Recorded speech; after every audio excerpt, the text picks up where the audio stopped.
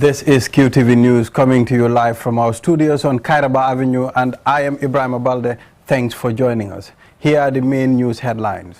The West African Examination Council WAEC has released the 2022 Grade 12 West African Senior Secondary Certificate Examination results, showing a 3% drop in candidates scoring 5 credit passes and above. The Gambia's Vice President Badara Alieu Diouf has denounced violence as a means of resolving differences and conflicts in the ECOWAS regions as he addressed the ongoing ECOWAS Parliament Joint Committee meeting. Drivers and commuters plying the under-construction Fara to Jambu Road are rejoicing as the works near completion. A 3-day training for women on how to produce locally made baby food using local produce was organized by the National Nutrition Agency. In sports news, Greater Tomorrow FC in Brikama have been promoted to the GFF First Division for the first time after their remarkable performance in the second division. Those were the main headlines, and now the news in detail.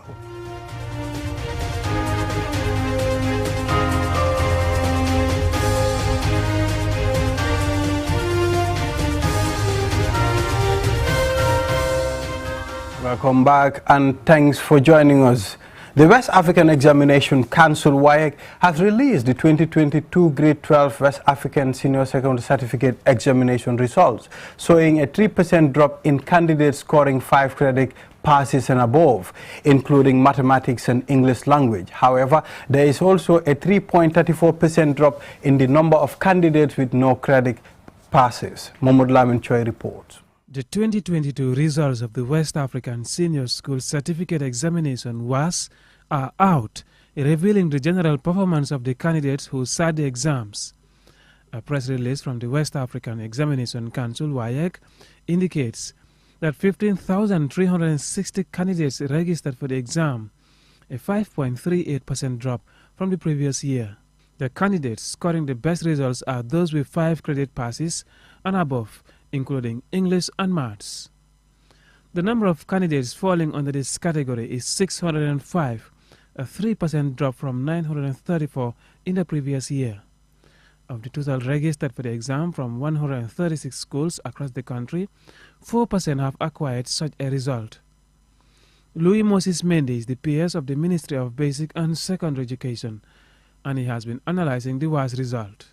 As a sector, I think we are very impressed with the results. Not to say that we are celebrating results. By this I mean we are impressed because this is the moment we would have been expecting to see the reflection of the consequences of COVID-19. Remember when it hit these students presently who just started to it were in grade 10, grade 11, and therefore they had interrupted class sections. Of those with 5 credit passes and above, including in English and Maths, male candidates outperformed the female candidates in the 2022 WAS exams. 316 male and 289 female candidates, respectively, scored 5 credits and above, including English and Maths. According to the Permanent Secretary, over the years, there has been a steady progression in the WAS results, showing fewer failures and more passes. The failures in this context are measured as in those without any pass in any subjects. Just to give you data on this, for example, last year we had a 9.34% failure. This year we have seen a 6% failure. That means we have improved by 3.34%, which is remarkable, as you see. The results may drop in terms of 6 credits going forward, but that again is not conclusive because we still have some outstanding results due to some administrative issues. The education system in the Gambia has continued to face challenges, leading critics to question the limited resources and quality of teaching in the country. If quality, as most people think, translates to qualifications. I can assure you that the sector is highly qualified in terms of professionalism or certification or professional training. Minimum, we have over 93% across all levels, meaning from the lower basic, the upper basic, and in the senior. To yield improved academic performances from students demands reform and more investment in the education system. This would also require greater efforts by teachers and parents for students to register much better academic achievements. Mahmoud Lamin, QTV News. The Gambia's Vice President Badara Alieu Diouf has denounced violence as a means of resolving differences and conflict in the ECOWAS region as he addressed the ongoing ECOWAS Parliament Joint Committee, the localized meeting in the country. Alieu Cisse has more. ECOWAS parliamentarians are currently meeting in Banjul to discuss the committee text relating to peace, security, democracy and good governance, challenges in their implementation and the oversight role of ECOWAS Parliament. Addressing the meeting on Wednesday at the invitation of the Gambia's delegation to the ECOWAS Parliament, the Gambia's Vice President Badara Alieu Diouf said the gains of the sub-regional bloc have to be consolidated to make a difference in the lives of its people. He said acquiring comprehensive socio-economic development is anchored in partnership, cooperation, coordination and collaboration, something he said is manifested by the meeting in Banjul. It depends on your effectiveness, your proactiveness, your efficiency in the execution of your duty. If the legislature functions, democracy functions. The Gambia's Vice President used the engagement with the community parliamentarians to advocate democracy anchored on development to reduce poverty, ignorance and conflict in the sub-region. We should promote development, democracy, rather than putting a lot of emphasis on political democracy, which leads to disunity and dysfunctionalism of the system. So promote development, democracy. We don't need conflict in the ECOWAS region. The cost of war is more expensive than the price of peace. He denounced the use of violence as a means of resolving differences and recommends dialogue and engagement, but most importantly, implementing sound policies and programs that impact on the people of the region. He observed how young people of the sub-region are undergoing hardship in search of better opportunities. He reminded the meeting that the success of their convergence won't be determined by the statements made, but the changes it brings 5 years hence. Ajasatu Kamara Pinto, 4th Deputy Speaker of the ECOWAS Parliament, and Honorable Edwin Snow Jr. and Honorable Ayamba Ladi Ayi, co-chairs of the Parliament's Joint Committee on Political Affairs, Peace, Security, and African Peer Review Mechanism, Legal Affairs and Human Rights, Social Affairs, Gender and Women Empowerment, all applauded the Vice President for his words of wisdom and vowed to use the meeting to advance a better ECOWAS region. The ECOWAS Parliament in our work program do organize delocalized meetings in member states, where we have joint committees going to a various member states to meet and brief our citizens on the workings of the ECOWAS Parliament, to engage our people and bring our people closer to the community's parliament. Gambia today is hosting that meeting, and on behalf of the Joint Committee, Mr. Vice President, we would like to thank you and the people of Gambia for the warm reception we've received since our arrival to your country. Some kind of action should be taken, at least to support women and to endeavor that more women come into your parliament and also get into more decision-making positions. During the meeting, there were various presentations on important topics relating to the administration of justice and political governance, electoral laws, security and corruption, among others, all of which have been identified as among the key contributory factors to the insecurity and political tensions in the sub-region. Reporting for QTV News, I am Alieu Cisse. Drivers and commuters plying the under-construction Fara to Jambu Road are rejoicing at the work nears completion. The 5.6-kilometer road connects the Brikama-Serekunda Highway with Sukuta-Jambanjeli Highway. Omar P. Jallo tells us more. The foundation stone for this road was laid in April 2021. At the time, Officials said the construction will be completed in 12 months.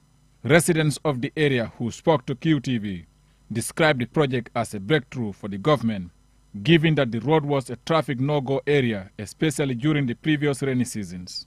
Lamin Sise is a taxi driver plying this road.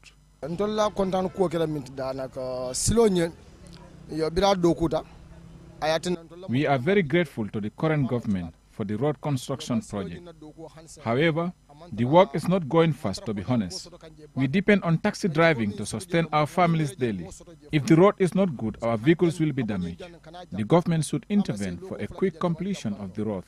Uye Sanyang, a taxi driver, underscored the importance of the road in ensuring smooth transportation of goods and services. He explained the fares they charge commuters. We sometimes charge $300 for town trip from here to Jambu because of the condition of the road, which has a lot of potholes, making travel very difficult for both passengers and drivers, especially in the rainy season. We don't want to charge high fares, but we cannot risk damaging our cars for $10 is fare. Binta Job and Denjai, both commuters, expressed delight and appreciation of the road project and said after the completion, it will boost economic activities in the area.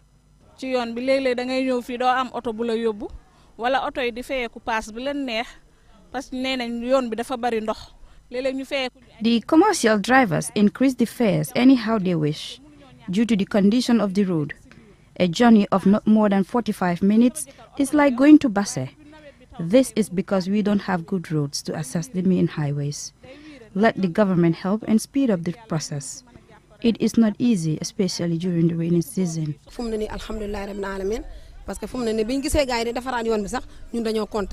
The road has been a nightmare for our communities for quite a while now. This is the kind of government that Gambians are yearning for, a government that addresses the needs of its people. Most communities in Kombo South, including Farato and Jambur, lack basic infrastructure, especially good road networks. Once completed, the road will boost economic activities in the area and provide easy access to healthcare and educational facilities, markets, farmlands, and connect communities within the area. Reporting for KTV News, I am Omar P. Jallo. From that story there by Omar P. Jallo, we'll now go for a commercial break. When we return, we have more local and sports news stories. Do stay tuned.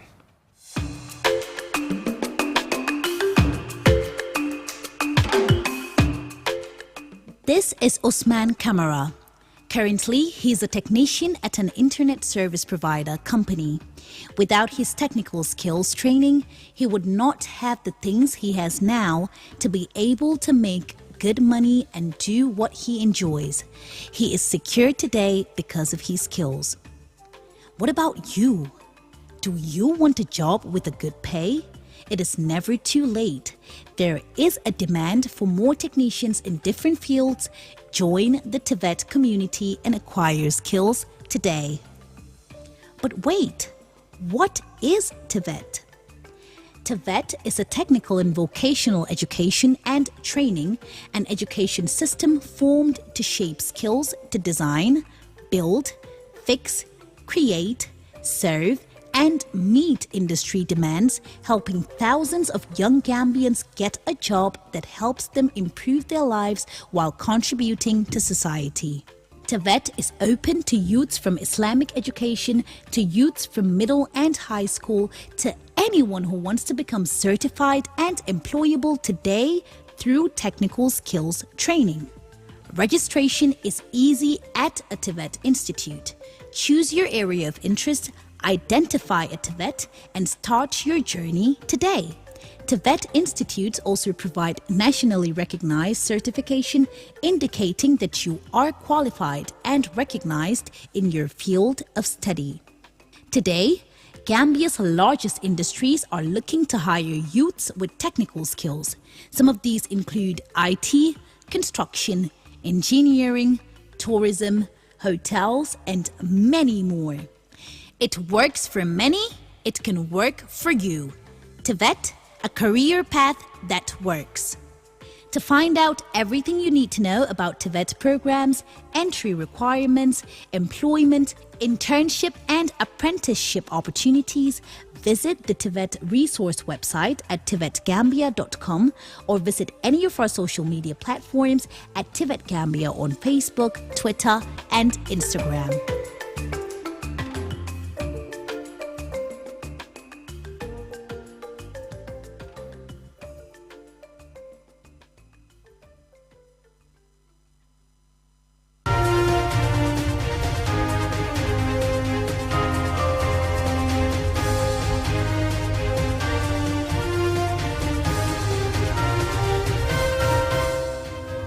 Welcome back from that break.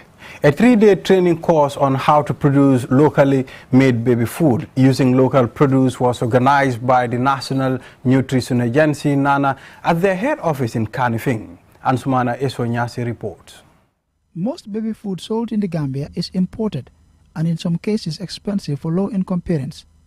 This leaves mothers from poor families relying mainly on breastfeeding as the only means to feed their babies. This is part of a crusade to minimize the importation of baby foods and encourage the production and consumption of locally made, highly nutritious baby foods. They gathered horticultural women entrepreneurs from different parts of the country for 3 days training on how to make baby food using crops such as maize, peanut, beans, sesame seeds, koos, baobab, and moringa. Ahmad Ba, Executive Director of NANA, said he is impressed with the quality of the food being produced by the women and gave assurances of NANA's continuous support. Ma gis yu rafet yi ni may laaj malang ndax li fi lañ ko défaré tay ndax dañ ko enu isi fi na ma dédé li fi lañ ko défaré. When I came in and saw how well everything is packaged, I asked my colleagues if these are imported or locally made, because you can hardly tell the difference. I am really very proud and hopeful that if you are given all the support you need, we will soon have more locally made baby food than the imported one. For us at NANA, we are very proud to associate with and support you. Beatrice Moj, the CEO of the Gambia Women's Chamber of Commerce, explains the importance and health benefits of using this locally made baby food. Duñ xam te ñun légui dañ bëgg jigéen yi paquet di jaay supermarket yi. What we want now is for women engaged in this business to package and sell in the supermarkets. These foods are highly nutritious and good for the baby's health. This is the type of business we want to encourage in this country. I also wish to thank the GCCI leadership for the support they continue to give us.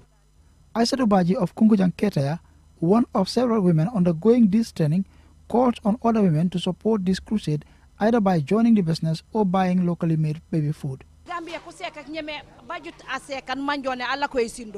The Gambia has changed, and the women are at the forefront of this change. We are taking the lead. So, my message is to women. Go out there and grab every opportunity. You must empower yourself. What we are doing here is amazing and should be supported by all. Aissatou Fofana works at the Department of Food Technology Services at the Ministry of Health and is one of the facilitators. She explains the process of making these locally produced foods. Before you start processing the food, there are rules you must follow. Firstly, you must be clean. Then, remove all earrings and wear gloves. Here, we don't compromise on that. You must observe good hygiene practices because we are dealing with baby food. Also, the entire process is closely monitored. It is generally believed that homemade baby food is more nutritious and tastier than commercially processed food, as it is often fresh and made from whole foods and nothing else. When cooked in bulk, it is cheaper than commercial options, and you can control the quality of ingredients when you make your own. It also means babies won't be ingesting the chemicals that are often included in manufactured baby foods to give them a longer shelf life. The 3-day-long activity, focusing on a child's first 1,000 days of life, ended with a cooking workshop on the 3rd day facilitated by the National Nutrition Agency and the Food Technology Services of the Department of Agriculture with support from the World Food Programme. Ansman Esonyasi for KTV News. Locally made baby food, important to keep our babies healthy. Now, the COVID-19 pandemic brought with it many challenges, forcing government to impose lockdowns, compulsory wearing of face masks, social distancing, and vaccinating the public. Lolly M. Kamara went out to gauge public opinion on the positive impact of the vaccines. Since the coronavirus hit globally, social media became instrumental in spreading a lot of information as well as misinformation about the disease. There were writing about the negative impact of the virus. However, for some, the vaccine has a positive impact on people's lives. Barry C., the regional immunization officer of LRR, points out the importance of vaccines. According to him, immunization is not a new thing in the country and have proven to be the best way of tackling diseases. There are a lot of diseases that were in sub-Saharan Africa here that was a burden before, but now we hardly see those diseases. It's because of immunization that we were able to eradicate some, and we were able to eliminate some, and we were able to control some. And when it comes to the COVID-19 vaccination also, initially during the peak of the COVID-19, we have seen a lot of measures that were put in place for us to be able to prevent ourselves to get the COVID-19 disease. Aja Binta Sonko, a Bakau resident, said she and her family were safe from the virus thanks to the efficiency of the vaccines they took. This disease has no boundary, and I and my family were safe because we all took the vaccines. We felt it was the only way out, and after we took it, nothing bad happened to us. We were able to go back to our normal businesses. So those of you who are yet to take the injection should try and do so because it's safe.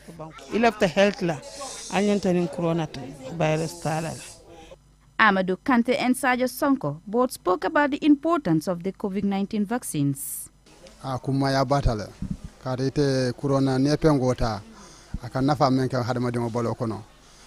The vaccine is very important. It helps prevent one from getting the disease.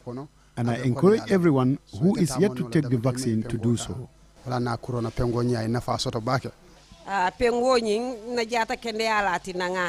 I took the vaccine because I felt it can prevent me from catching the virus. This disease is dangerous. As the health workers recommend, the vaccines are the only way to save ourselves. Most of the people we spoke to think the vaccines are safe and efficient and can help prevent or reduce the harmful effects of the virus. They believe that the only way to combat the virus is to be vaccinated. For QTV News, Lolly M. Kamara. Now let's shift our attention to some sports news.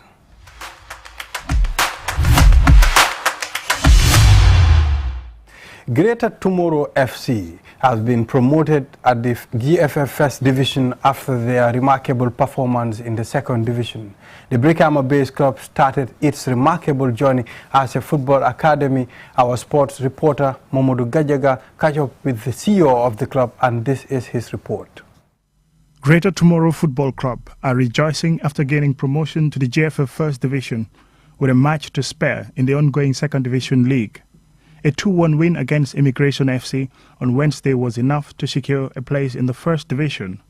The Brikama-based club sits second in the standings with 63 points, 2 points behind PSV Wellinger, who are on top. At the time of this broadcast, Greater Tomorrow are 8 points clear of third place Bombarda FC, with the latter having played 1 game less. Benjamin Eze, Greater Tomorrow's CEO, describes it as a great achievement. It's a feeling that I don't know where to start or what to say about it, because I never expect it and I expect it. So everything's, I would say I'm just overjoyed. When you look at the name Greater Tomorrow, it's like with the first time when we have the view, we have the intention of establishing this academy, and we name it, first of all, the first name was Lucky Dube. It's just like a Rasta team, you know, because then I was a kind of a Rasta, so I just have something to, and Lucky Dube, the musician, was my favorite music, so I just decided to name the team Lucky Dube. So We started from Lucky Dube, and I started seeing a little bit potential.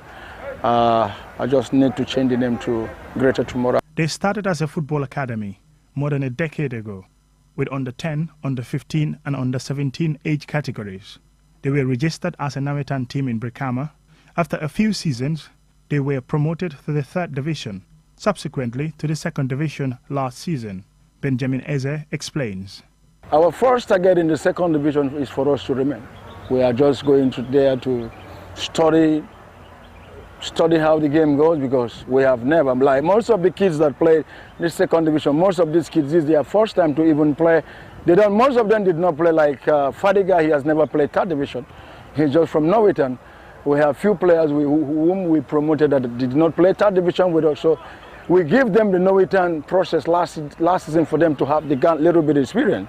So from that Nawetan, we promote them straight to 2nd division. And after our 1st, 2nd, 3rd, we played 5 games. Out of 5 games, out of 15 points, we picked only 3 points. And it was, wow, what is going on? So a lot of noise, a lot of things, people were saying all manner of things that they are going back to 3rd division, but their criticisms make us to be where we are today. Greater Tomorrow has been a real success story of a football team. Over the years, they've produced players like James Gomez, a defender who had a fantastic tournament at the AFCON in Cameroon earlier this year, and a regular for his Danish Superliga side, AC Horsens.